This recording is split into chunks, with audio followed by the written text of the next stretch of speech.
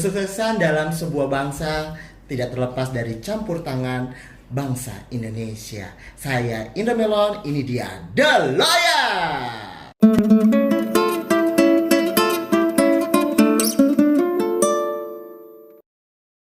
Dan tentunya di meja ini sudah terdapat para orang-orang hebat yang sudah berkumpul di sini akan membahas yang harus patut dibahas. Dan di sini kita akan ngebahas tentang kepemimpinan di 2019.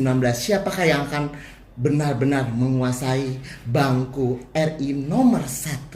Apakah dari kubu Jokowi atau Prabowo? Dan di sini kita sudah mengundang bintang tamu kita pada hari ini. Dari kubu Prabowo ada Pak Haji Erwin selaku pengusaha.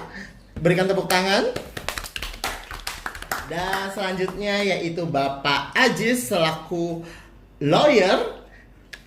Dan di belakang saya ini yaitu ada calon kepala desa dari Kota Bogor yaitu Bapak Suhendar. Ya, dan nggak kalah juga dari pihak kubu Jokowi, kita sudah datangkan yaitu ada Bapak Toyo selaku pengusaha. Iya, dan ini dia selaku lawyer juga yang sudah kita kenal bersama-sama, ya kan? Ini dia Bapak Pablo Putra Benua. Dan selanjutnya juga ini juga dari kepala desa dari Kota Bogor, calon kepala desa dari Kota Bogor yaitu Bapak Hengki. Ya, dan Kabupaten Bogor lebih tepatnya. Nah, sekarang sudah siap untuk kita akan ngebahas dari segi manakah ya kelebihan dari masing-masing pihak Prabowo atau Jokowi ya. Dan yang pertama adalah dari pihak Prabowo, Bapak Aji selaku pengacara juga yang paling hebat ya tentunya juga. Kenapa pilih Prabowo untuk menjadi presiden di 2019? Saya pertama-tama melihatnya lebih daripada kecenderungan fenomenal rakyat itu ingin adanya suatu perubahan.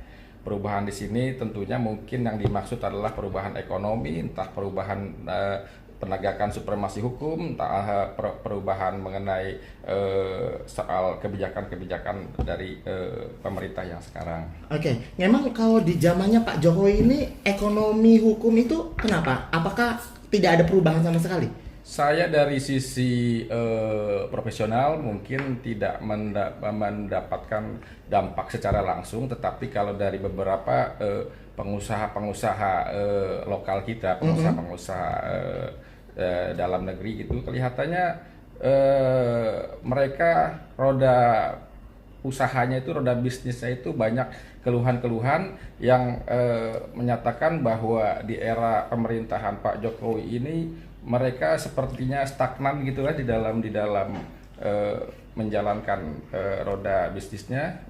Adapun kalaupun sekarang ini Pak Jokowi sedang gencar-gencarnya membangun berbagai macam infrastruktur gitu kan. Iya. Kelihatannya mungkin infrastruktur itu entah kalau proses pembangunannya diserahkan kepada para pengusaha-pengusaha dalam negeri, pengusaha lokal, mungkin itu akan mendapatkan manfaat, mereka akan mendapatkan suatu keuntungan, mendapatkan proyek-proyek tersebut. Tapi kelihatannya ini diserahkan semuanya kepada BUMN, dan BUMN itu juga nanti mungkin pengelolaannya entah akan dikelola oleh pemerintah langsung terus diberikan kepada entah atau kepada pihak asing, kita belum tahu nanti praktek seperti apa gitu. Oke. Nah, kalau dari pihak Jokowi nih selaku lawyer juga nih, Bapak Pablo Putra Benua. Tadi yang dibilang Bapak Ajis adalah bahwa roda ekonomi hukum itu ya tidak ada perubahan yang sangat signifikan dan cenderung bisa merugikan para pengusaha-pengusaha kita di Indonesia. Bagaimana? Nah, jadi kan sebenarnya simpel aja. Kalau dia bilang bahwasannya perlu adanya perubahan, yang pasti saat ini perubahan banyak sudah rakyat rasakan. Dari segi ekonomi, jelas ekonomi kita itu naik 5,5%. Ekonomi kita naik. Ya memang tidak signifikan, tetapi ada kenaikan di sana. Sementara apakah ada satu jaminan ketika Prabowo nanti terpilih, maka Prabowo bisa merubah lebih dari Pak Jokowi?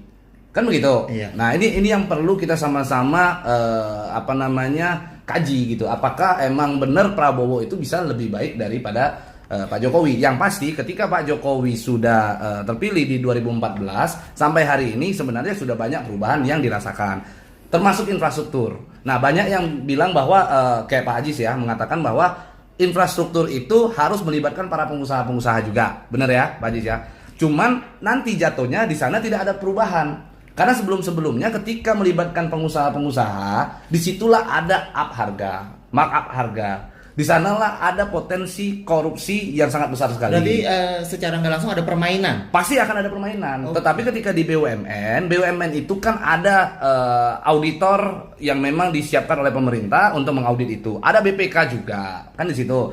Ada juga KPK yang memantau. Sementara kalau pengusaha-pengusaha ini kadang-kadang kan mainnya, ya kita bisa sama-sama ketahui yang sebelum-sebelumnya terjadi di masa pemerintahan sebelumnya, ada proyek infrastruktur dilibatkan pengusaha, di situ ada potensi korupsi yang sangat besar sekali begitu. Justru Pak Jokowi ingin agar Indonesia ini jangan lagi bersih dari korupsi gitu loh, harus bersih dari korupsi. Berarti secara nggak langsung Pak Jokowi ini ingin memperkecil korupsi di Indonesia. Ya, itulah disebut revolusi mental. Oke. Pak Ajis bagaimana pendapatnya tentang yang tadi disampaikan? Justru itu saya tidak ada tadi sikap menyatakan ada keraguan terhadap BUMN. Betul. Ya, kembali lagi kepada yang seperti tadi hal pertama saya sampaikan, adanya keraguan mengenai penegakan supremasi hukum dan mengenai ekonomi gitu kan, perkembangan ekonomi. Nah, kembali lagi kalau mengenai ada keraguan kalau di luar BUMN itu khawatir terjadi korupsi gitu kan ya,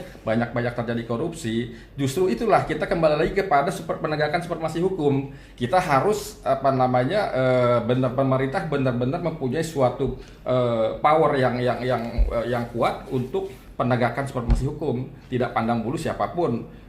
Justru dalam hal ini terkesan seolah pemerintah meragukan kepada sikap-sikap para pengusaha-pengusaha nasional kita, seolah-olah kalau mereka yang diserahkan korupsi semua.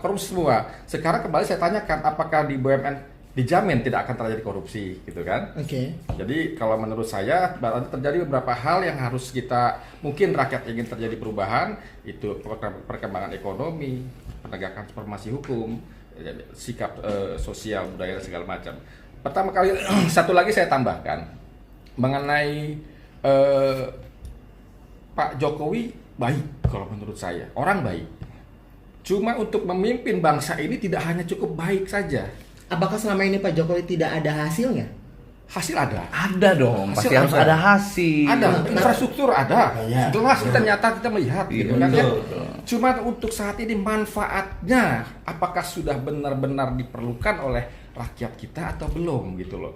Apakah seharusnya kita bangun jalan dulu baru bangun Coba rakyat yang mana ya?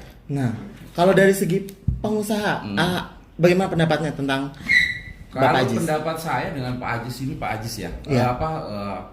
berbeda jauh ya. Pak Ajis tadi menyampaikan bahwa tidak ada fenomenal ya.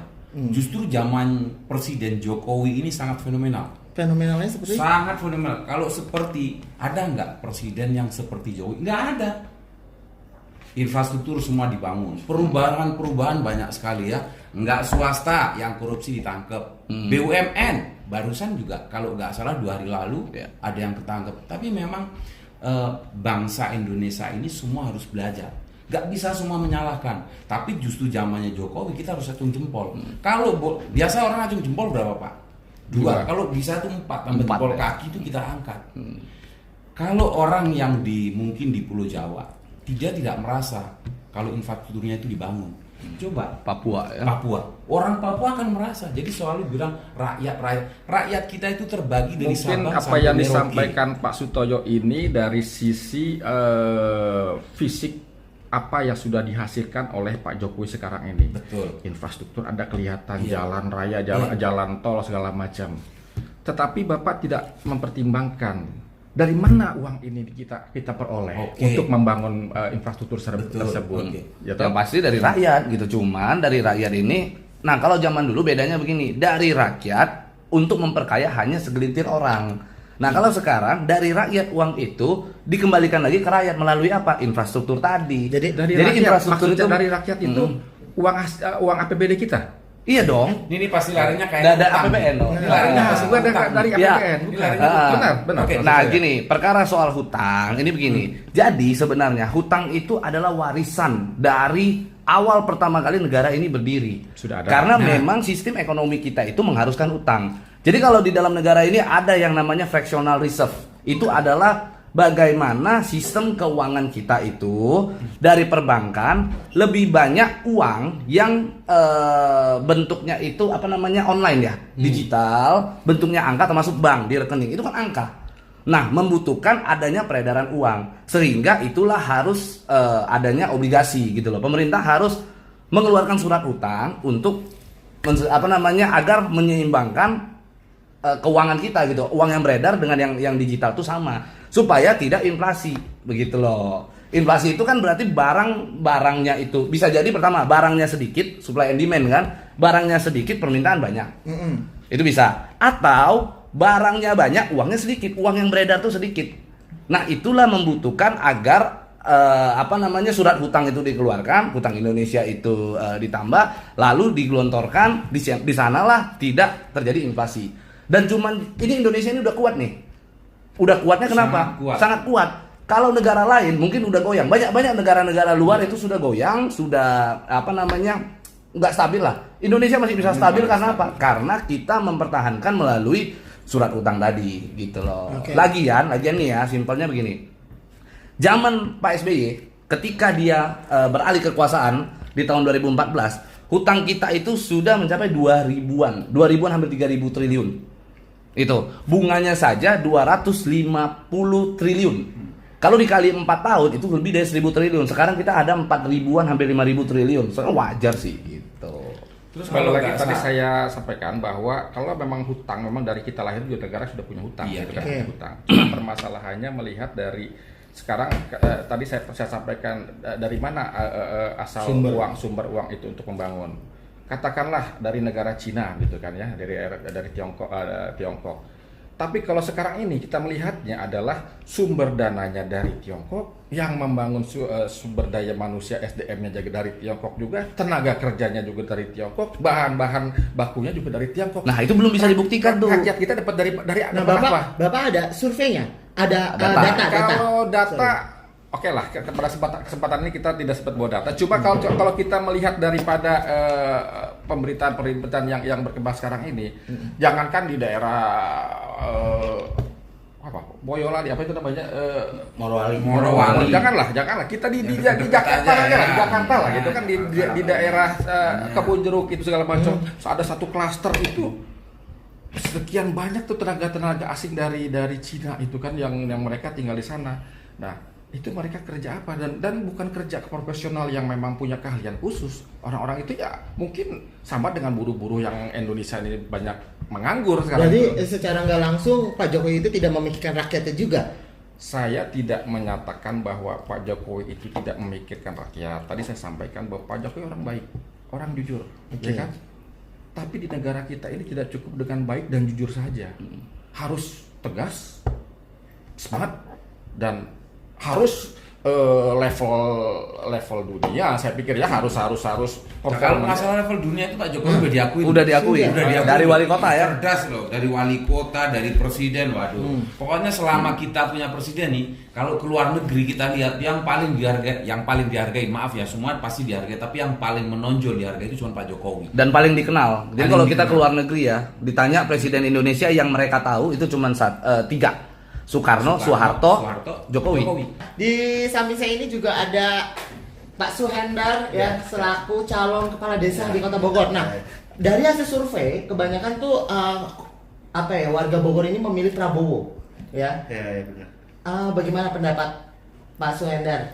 Jadi begini, kalau untuk di Bogor sendiri ya, rata-rata semua masyarakat maupun tokoh itu pasti ke Prabowo. Dan saya nggak tahu di daerah lain, nggak tahu, saya belum survei. Kemungkinan kalau saya sendiri ya, buat pribadi, kenapa saya lari ke kubu Prabowo ya?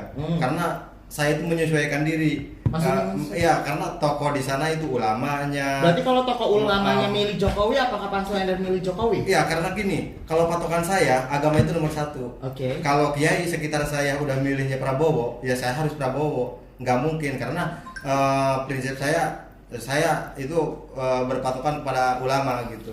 Bahkan saya mau nanya ke tim Pak Jokowi juga, kenapa toh di Bogor itu ulama masyarakat itu loyalitasnya tinggi kepada Prabowo itu, bahkan mereka tanpa harus dikasih uang pasang spanduk apa gitu mereka kerjakan. Berarti spanduk itu nggak ada modal sendiri? Iya, mereka misalkan dikasih spanduk, mereka misalkan ada acara Prabowo, ada acara apa, mereka nggak terfokus sama wah dapat seleri, dapat uang kan gitu. Beda kalau ada acara Jokowi di sana, itu mereka hanya cari uang aja kayak amplopnya gitu. Berarti secara nggak langsung pendukung Jokowi ini mengharapkan imbalan? Iya, kalau untuk di Bogor sendiri, Oke.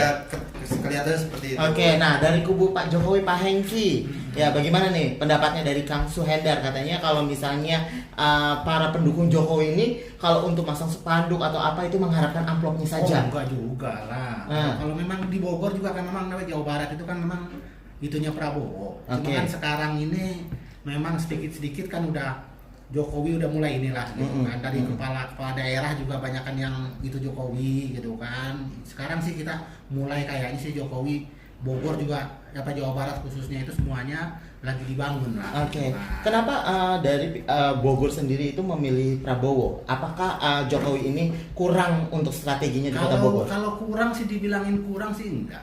Mungkin masyarakat Bogor juga udah ngerasain lah gitu kan. Oke. Perubahan-perubahannya di Bogor juga udah bagus. Apalagi Jokowi tinggal di Bogor sekarang. Gitu kan. Dia tinggal di Bogor itu dia pasti ngeliat lah apa yang menjadi kebutuhan warga Bogor apa gimana gitu kan. Oke. Makanya kedepannya itu kalau Jokowi jadi lagi, mungkin Bogor lebih bagus lagi. Oke, dampak apa nih ketika Jokowi jadi presiden yang dirasakan oleh warga Bogor? Kalau Bogor saya lihat di Bogor sih ya penataan apa gimana juga udah kaki lima semuanya juga udah ditata udah lumayan lah gitu kan. Bogor itu kan memang pariwisata yang dekat dari Jakarta lah gitu Oke. kan. Nah, mungkin karena itu juga Jokowi kan dia tinggal di situ, pengen Bogornya lebih maju, mungkin maju apa Puncak apa Cianjur apa semuanya gitu kan. Mungkin sekarang ini tahun kemarin mungkin dia kalah di Jawa Barat, tahun ini sih bisa menang lah. Bisa menang. Nah, kalau dari Bapak Haji Erwin bagaimana pendapatnya nih tentang Pak Prabowo di kota Bogor yang emang notabene banyak sekali pendukungnya dari ulama-ulama? Seharusnya emang untuk kota Bogor dan warga Bogor, karena Pak Jokowi apa yang dibilang kawan saya tadi, tinggalnya ada di Bogor, di Hambalang, ya paling tidak kita semua harus mendukung, karena kalau dia jadi presiden, ya otomatis Sentul dan sekitarnya kota Bogor dan warga Bogor akan PAD-nya udah pasti naik, udah bagus. Maksudnya urusannya enak, Urusannya enak. berbelit-belit cuma itu Betul. aja, kan? Urusannya enak, tapi kan nggak semudah itu ngomongnya, nggak boleh begitu juga. Emang bagaimana Pak Toyo yang dirasakan Pak Toyo? Kalau sebagai pengusaha? kalau saya bisa ngeluarin KTP saya itu Bojongkoneng. Oke. Ya Pak Prabowo itu mungkin setiap seminggu sekali itu lewat depan kompleks saya. Oh berarti Pak Toyo orang Bojongkoneng Orang aja pilih Bojongkoneng, Jokowi ya. KTP-nya di Oh, Bojongkoneng. tuh. Nih KTP. KTP-nya Bojongkoneng. Oh, Tuh, bisa KTP dilihat. Bojongkoneng. Mana? Oh Bojongkoneng. Bojongkoneng. Berarti nggak semua orang Bogor memilih Pak Prabowo Enggak dong. ya? Nah makanya gini, orang itu sebenarnya kalau di Bogor itu kayak yang tadi dibilang sama Kang Asep. Sue ya. Nah katanya ngikut ulama ya. Berarti ulama ngomong apa, kiai ngomong apa, dia ngikut. Berarti dia ada pendirian. Tidak ada pendirian Bagaimana? gitu loh. Jadi sementara untuk permasalahan bangsa ini harus ada pendirian dari kita, apa yang kita rasakan, apa yang kita nikmati itu yang Apa harus yang kita lihat. apa yang kita lihat itu yang harus kita pilih. Berarti gitu secara loh. nggak langsung kalau kata Pak Pablo, Kang Soe ini ada ikut-ikutan aja. Nah, lagian begini, ini simpelnya Bagaimana? begini ya. Yang namanya ulama itu bertugas untuk mengarahkan umat. Mana yang baik, mana yang buruk, mana yang hak, mana yang batil, mana yang bengkok, mana yang lurus. Bukan mengarahkan kita harus pilih siapa. Nah, kalau seandainya ulama sudah mengarahkan kita harus pilih siapa, Oke. justru gua khawatirkan ulama itu dapat amplop. Nah, itu yang jadi masalah. Gimana pendapatnya dari kubu Ya, Prabowo? kalau saya gini, Oke. pokoknya gini, patokannya namanya hidup di kampung, kita itu harus bertetangga. Terus ulama itu harus jadi patokan. Soalnya kalau di Islam ya misalkan kalau kita meninggal atau apa kan ulama yang ngurusin kita gitu. Berarti kalau ulama yang ngomong harus ikut Ya, Enggak, tapi Pak Sue ini ada benernya. jadi Oke. gini. Karena sekarang yang di kubunya Pak Jokowi itu ada ulama. Makanya benar kata Pak Sue. Harus pasti ikut nanti orang ulama. Bojongkoneng itu yang ada ulamanya. Oh berarti secara nggak langsung kalau kata Pak Toyo harus pilihnya Jokowi kan? Jokowi. Kan nggak ada ulamanya. Jadi Kan gini, bagaimana? jadi gini. Kalau kita ngambil sikap sendiri, kita kalau misalkan salah, kita langsung berhadapan dengan Tuhan. Berarti kita yang harus tanggung jawab. Kalau ulama yang nunjuk, kita harus memilih ini. Iya. Kalau dia salah, berarti ulama yang nggak bener kan? Pak Sue, Wow. berarti Pak Sue Oke. percaya sama ulama dong? Iya, Iya. percaya sama ulama. 01 ada ulamanya enggak? Gimana? 01 ada ulama kan? Ada, tapi kan 02? iya. Apa sekarang gini, pertanyaannya gini. Oke. Apa bedanya ulama 01 dengan ulama 02? Nah, jadi gini, Nah, coba. kalau saya dengarnya ulama yang di sekitaran lingkungan saya aja. Oke, Oh, Bogor. iya. Yang ditanyakan adalah apa bedanya? Gak mungkin dong. Suatu saat saya misalkan mau acara apaan, mau minta doa apa, nggak mungkin saya ke ulama ya kayak Haji Di Ma'ruf situ Amin. berarti jawaban. Jadi gini, dari jawaban Kang Suhe, Oke. Kang Suhe sudah berarti mengatakan bahwa ulama yang ada di sekitaran Kang Suhe itu nggak benar. Maksudnya Kenapa? nggak benar? Nggak benar itu begini, karena tadi Kang Suhe kan ngomong, saya kalau memilih Prabowo itu karena nanti kalau saya meninggal apa segala macam yang doain saya dan sebagainya adalah ulama-ulama yang di sekitar. Benar Oke. dong? Benar Oke. kan? Berarti kalau Kang Suhe secara nggak langsung tadi ngomong kalau dia tidak pilih Prabowo, tidak mengikuti ulama, dia meninggal nanti berarti Tidak ada yang doain. tidak ada yang doain. Nah, kalau ulama melakukan hal itu ulama kagak benar berarti gitu Oke. loh. Nah, bagaimana Pak Haji? Saya Atau- tambahkan sedikit Iya, ya asik. mengenai fenomena politisasi agama ya. Iya. Politisasi agama itu awal-awal kali paling panas itu adalah dalam pilpres tahun ini gitu kan ya, mungkin pilpres tahun-tahun sebelumnya memang ada gitu. Sebenarnya diawali dari gubernur Pak. Cuma Gubernur. yang lebih panas ini ya tahun 2019 ini ya, Oke. berangkat daripada kasus kejadian Al-Maidah itu ya. Oke. Pak Pilgub DKI gitu Penistaan ya. agama itu ya. Penistaan agama.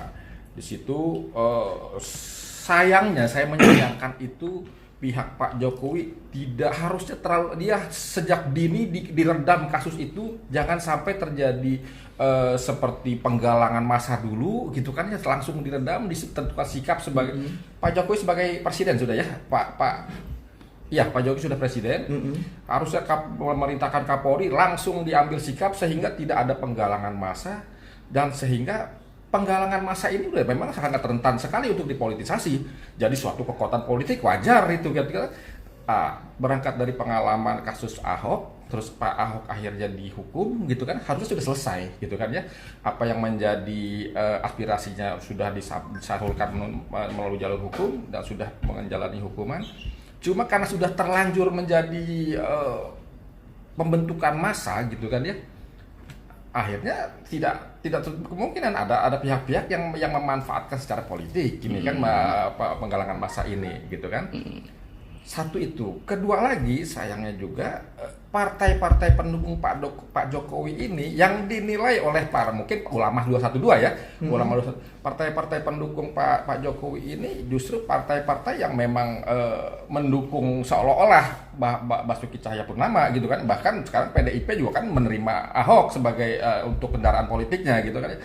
Jadi stigma masyarakat itu tetap bahwa ini adalah pemimpin atau partai-partainya yang mendukung penista agama.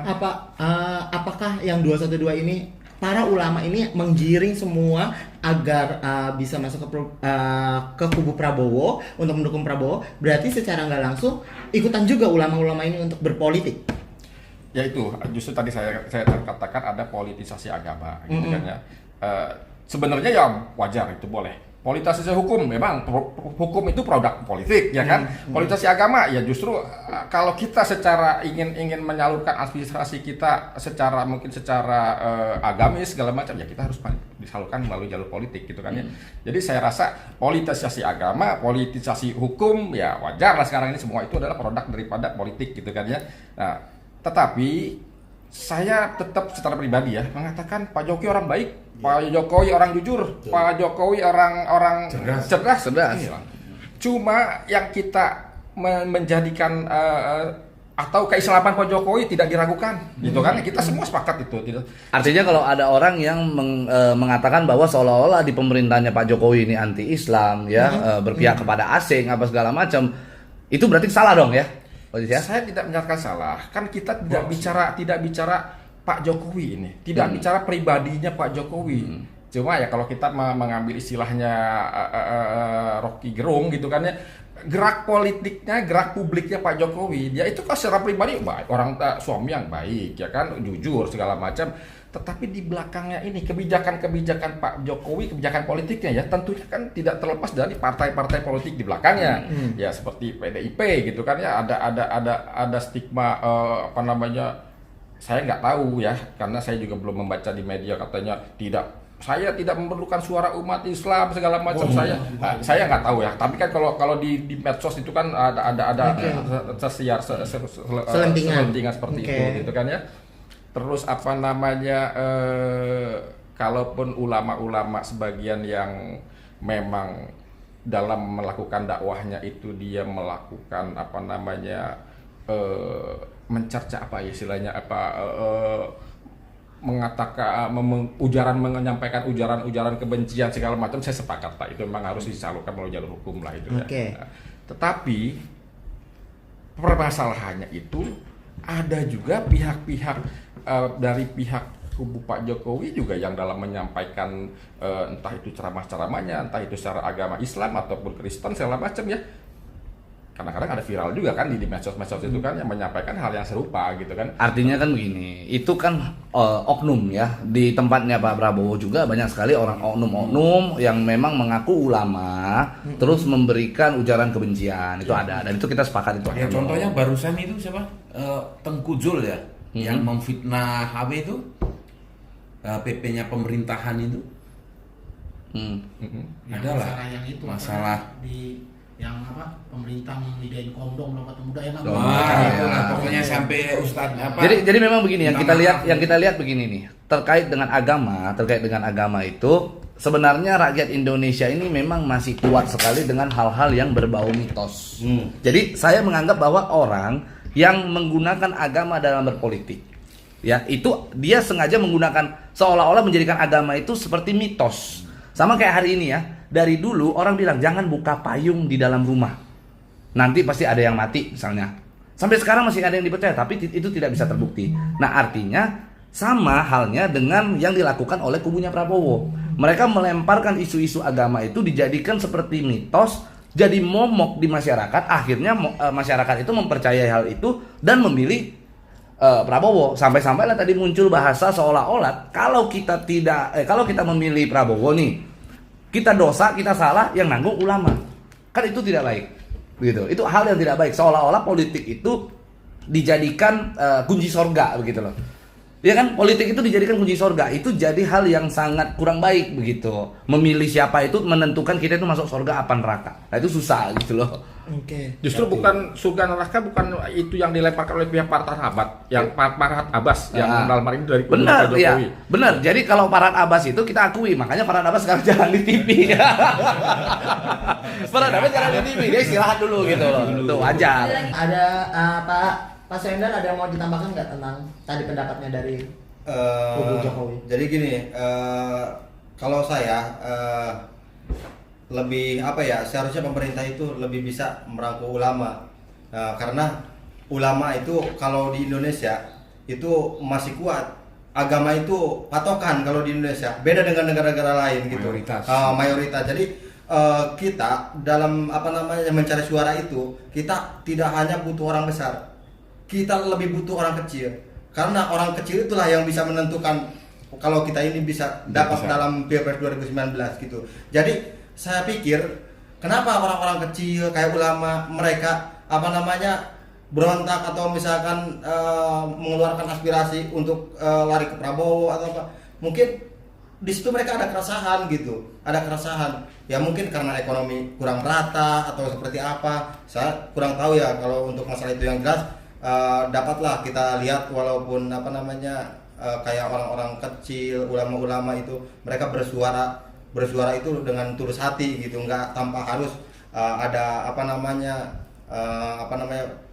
rayuan atau apa dari pihak lain gitu. Mereka langsung dari hati sendiri. Oke, dari hati nurani dari ya. hati nurani gitu. Oke. Ya karena kalau yang apa pas ya kan tadi ngomong masalah ulama, Jokowi malah milihnya milih agama, apa? Ulama, wakilnya ulama. Nah, kalau misalkan ya, ada yang ngomong juga, kalau Jokowinya nggak baik, ada yang baiknya, gitu kan? Ada yang baiknya dari ulama. Dan ini ya satu-satunya ulama yang bersedia tabayun, karena di Islam itu mengajarkan kita tabayun. Ya, satu-satunya ulama yang bersedia tabayun dengan Pak Jokowi adalah Kiai Haji Ma'ruf Amin. Itu baru ulama yang benar. Makanya dia datang tabayun, akhirnya dipilihlah sama Pak Jokowi Ya, sebagai jangan- wakil. Sebenarnya momennya Gitu. itu pemilihan untuk Ma'ruf Amin itu kan last minute, Pak.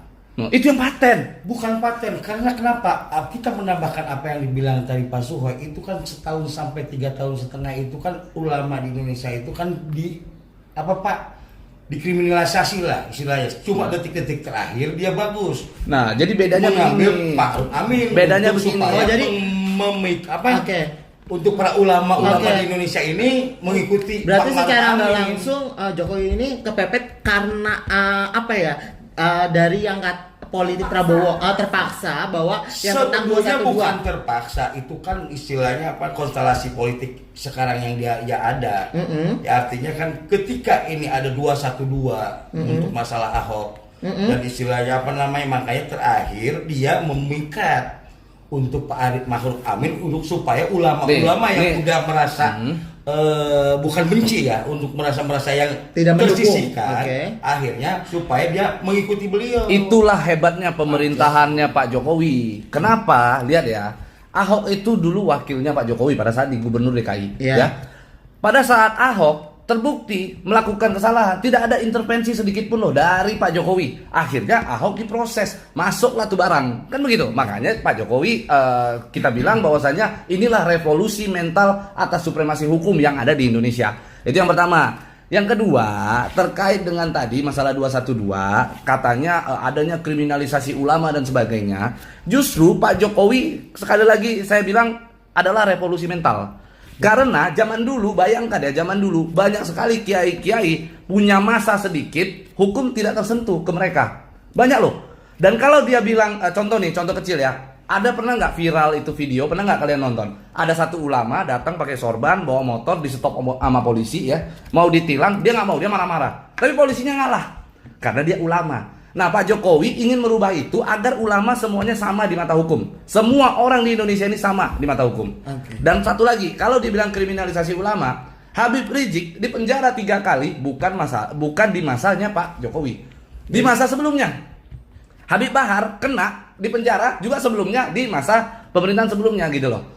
Dan kalau dia bilang kriminalisasi ulama yang mana lagi yang dikriminalisasi gitu. Jadi nggak ada. Jadi gitu. otomatis dampaknya ke Pak Jokowi ya. Kalau menurut menurut saya, saya, nambahin begini. sedikit Iya. Pak Sue. Nah. Jadi Pak Jokowi ini hebat, cerdas. Jadi Pak Jokowi itu coba menampung aspirasi, bukan suaranya dari Pak kubu Jokowi aja, tapi aspirasi dari suaranya kubu Pak Prabowo yang digaung-gaungkan ya ulama.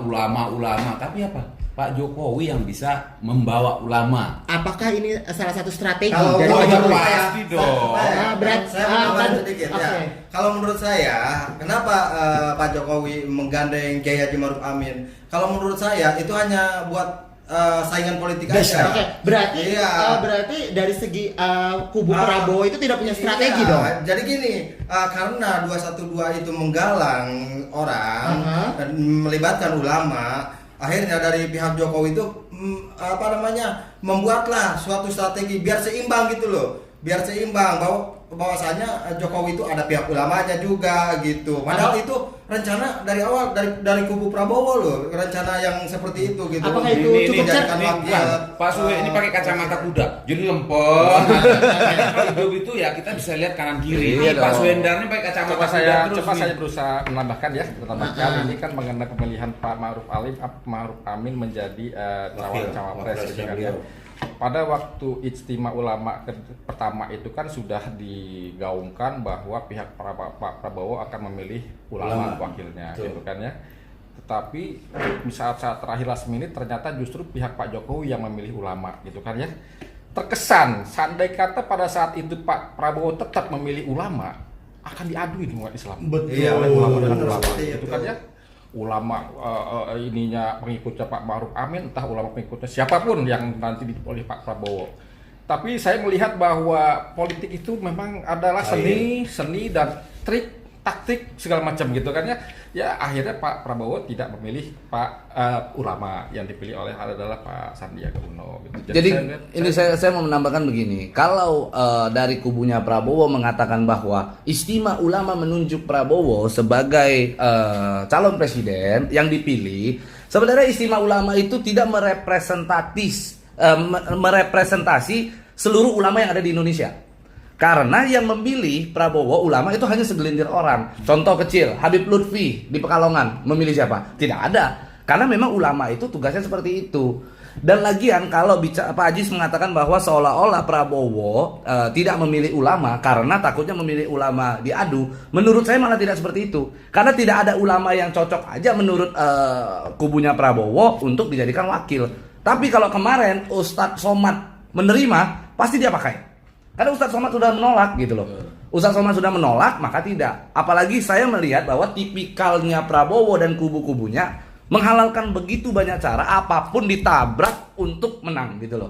Artinya begini, Prabowo hoax aja sering selalu dibuat, apalagi hanya untuk memilih wakil. Jadi saya membayangkan kalau kemarin Ustadz Somad bersedia jadi wakilnya Prabowo, pasti jadi. Berarti gagal dong Pak Jokowi ini mengambil suara dari umat Islam. Saya tidak mengatakan bahwa Pak Jokowi gagal mengambil suara dari umat Islam.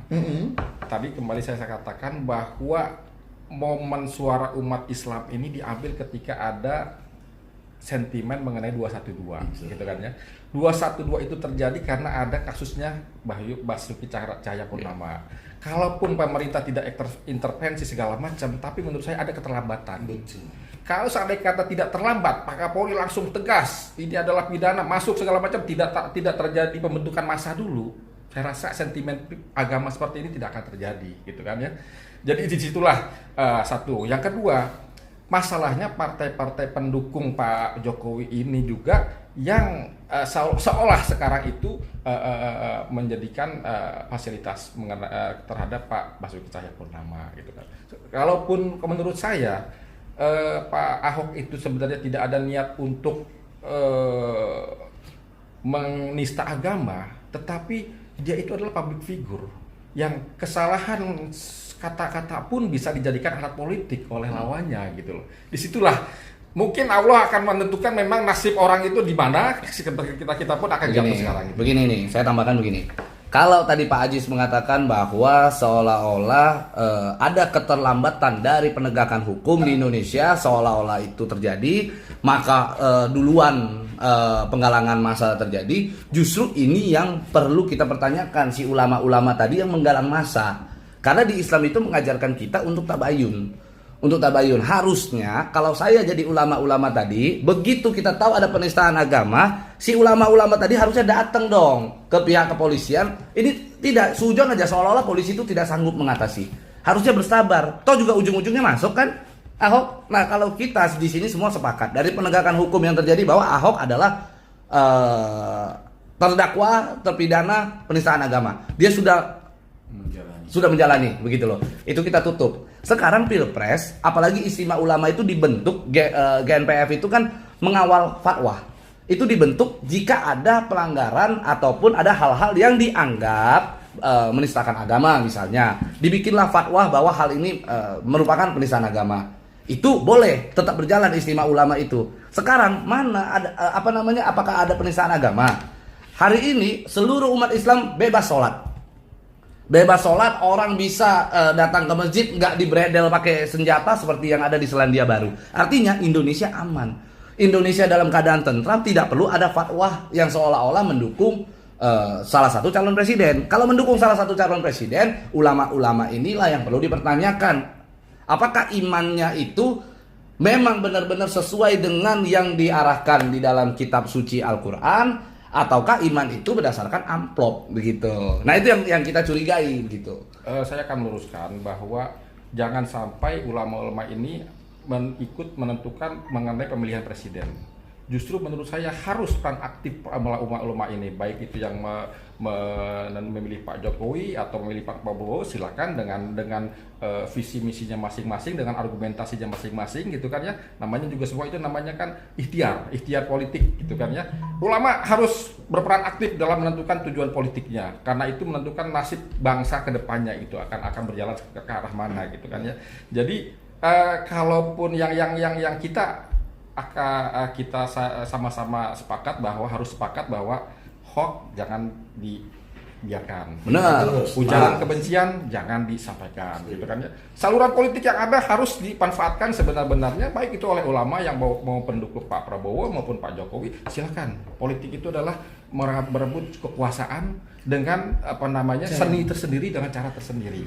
Nah, untuk dari pihak Prabowo ngaruh nggak nih tentang Pak Mahfud dijadikan sebagai wakil presiden? Ngaruh terhadap kedepannya nantinya suara umat Islam. Mm-mm. Harus kita garis bawahi bahwa mayoritas daripada penduduk Indonesia ini adalah mayoritas Islam. Oke. Ada atau tidak ada Pak Kiai Ma'ruf Amin terhadap pencalonan Pak Jokowi dan Pak Wapresnya Pak Ma'ruf Amin pasti berpengaruh. Cuman masalahnya pengaruhnya signifikan atau tidak, gitu kan ya. Nah, karena di Pak Prabowo juga seolah mengesankan bahwa dia membawa nama istimewa ulama, gitu kan ya. Nah, kalau saya bertanya pengaruhnya atau tidak pengaruh, pasti pengaruh. Nah, kalau dari abang?